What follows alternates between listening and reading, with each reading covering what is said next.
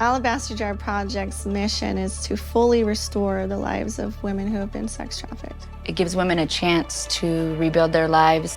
The people who I'm helping, they're not my clients, they're my peers. In 2013, I was doing ministry at a local church, the church at Rancho Bernardo, and I came into understanding of what human trafficking was and how the community was being impacted by it.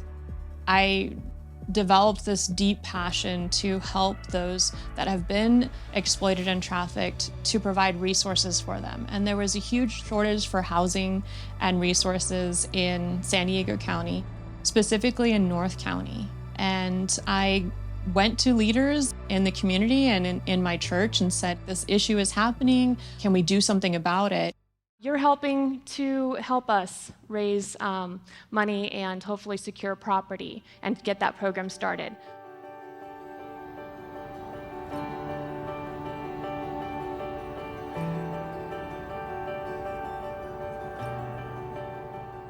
I'm currently sitting in our resource center right now. The location that I'm at is part of our boutique.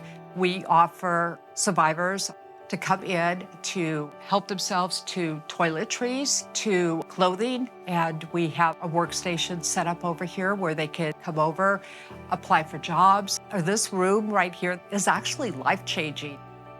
From my recollection, there wasn't really any peer support group for human trafficking specific. This group in particular is open to the public for anyone who's experienced that. It's been pretty neat to see the history of the support group since 2015. We've seen people come and attend the group to becoming facilitators of the group. If they're in crisis and they need clothing and toiletries, they need case management, they need a connection or referral to other services, it's their safe place to come to for that community of others that have had similar experiences.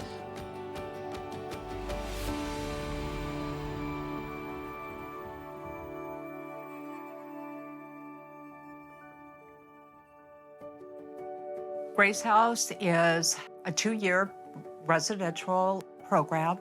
It offers the women a safe place, a place where they can go, lay their head down at night and actually rest. You know, a typical program houses a lot of women, and there's not really an individualized plan. When you go through things like that, you kind of need that small group and to focus on healing.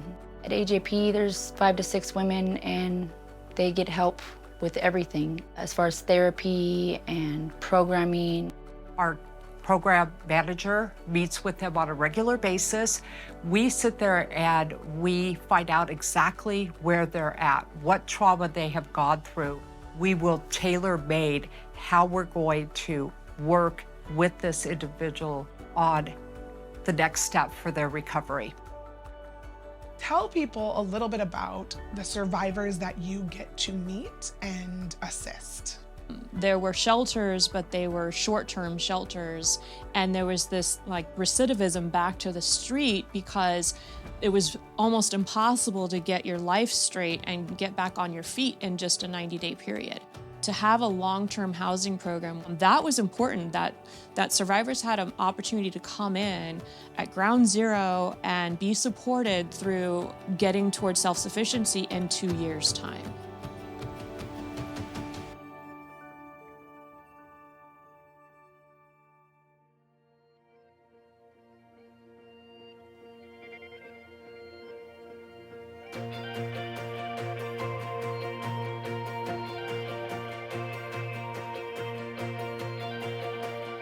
The peer support aspect of it is that we become kind of a family.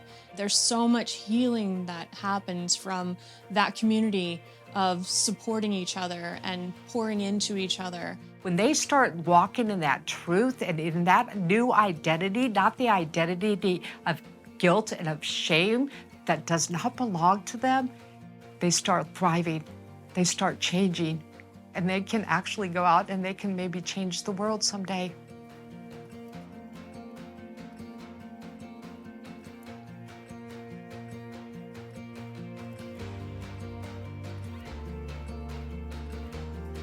We are here at the new home that Alabaster Jar Project has purchased to help the recovery and rehabilitation of women who've been trafficked and exploited.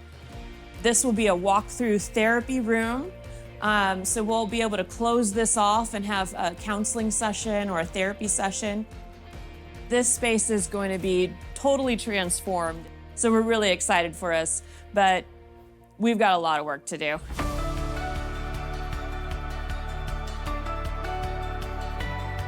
We've got a wonderful group. They painted these walls. All the walls around here, you can see everyone busy at work. Right now we're outside leveling out this back area so that we could put some large rock. As someone who was on food stamps and living in a really tiny place and living on the good graces and help and support and public assistance of other people, I hope that the house feels the love in it and that it's in the walls and that the women, when they walk in, can tell that there are hundreds and hundreds of people who love them.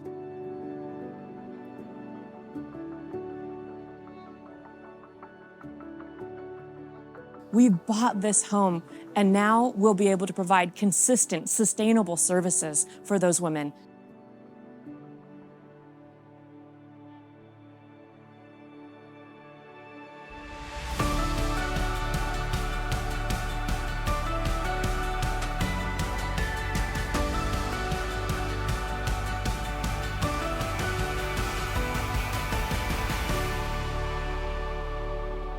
I think what sets us apart a little bit from other organizations is that we are largely survivor-led.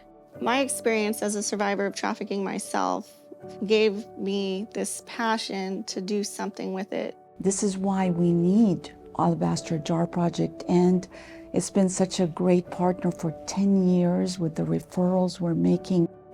It takes organizations like Alabaster Jar Project to come in with their expertise, with their compassion, with their care, and with their knowledge of what that journey looks like and what it looks like to walk through to the other side. Rebuild and Thrive is a book by survivors for survivors. 3 or 4 years ago, I started writing it. And Susan and Marjorie both brought it up to me like, it's really nice that you're writing this, but we could actually use this.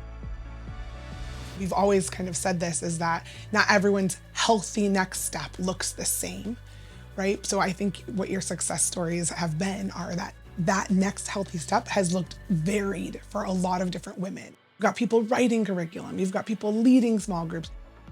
Just by even telling our stories of how we've overcome obstacles with each other, it builds resiliency and it builds that sense of belonging and that we're valuable.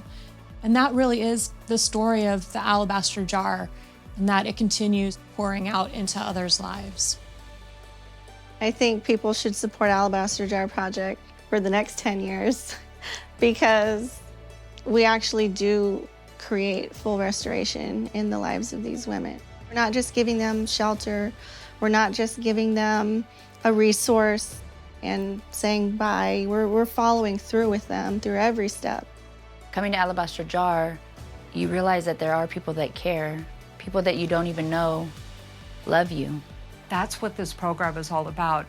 Reunification with their children, rebuilding their lives, teaching them financial life skills, to watch what was stolen from them actually be given back to them.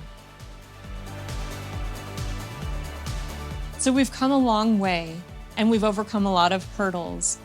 As we move into the future, I'm looking forward to continuing to pour out from our alabaster jars together as a community, to open up more housing, more opportunities for employment, and more resources for individuals who have undergone exploitation and trafficking.